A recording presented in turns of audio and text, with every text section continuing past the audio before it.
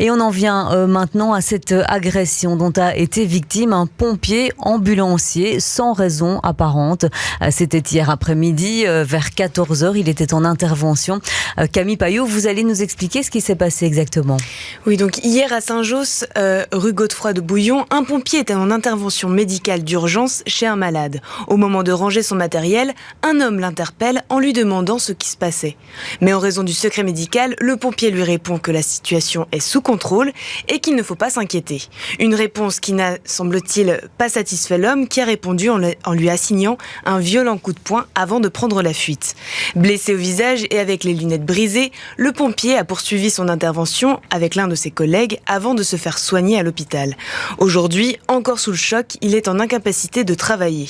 Les syndicats déplorent que ce genre de situation n'est pas une nouveauté et qu'il faudrait que des sanctions soient prises. C'est ce que nous explique Éric Labourdette. Ce qui est interpellant dans ce genre, dans les agressions qu'on subit pratiquement au quotidien, c'est qu'on n'arrête jamais personne. C'est un miracle. On ne parvient jamais à identifier personne et on n'arrête jamais personne. Et quand, par le plus grand des hasards, on arrête quelqu'un, au bout d'une heure, on l'écoute au commissariat et puis au bout d'une heure, il est libre et il recommence. Voilà. Ça, c'est le problème de la société aujourd'hui. C'est qu'il n'y a plus des sanctions, de véritables sanctions pour les gens qui se rendent coupables de tels faits. Enfin, en nous frappant en intervention, il y a une non-assistance à personne. On peut peut-être avoir dans l'idée, on nous empêche de venir en assistance à quelqu'un qui en a besoin. Donc c'est dangereux.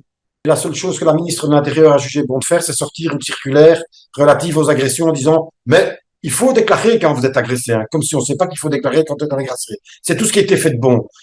Je pense que les problèmes de manque d'effectifs et de pension à 67 ans, ce sont des problèmes qui sont récurrents et donc maintenant le personnel en a marre.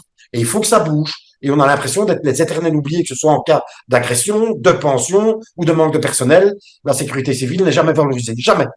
Une plainte a été déposée auprès de la police et la direction du SIAMU, le service d'incendie et d'aide médicale d'urgence de la région Bruxelles-Capitale, déposera également une plainte et se portera partie civile.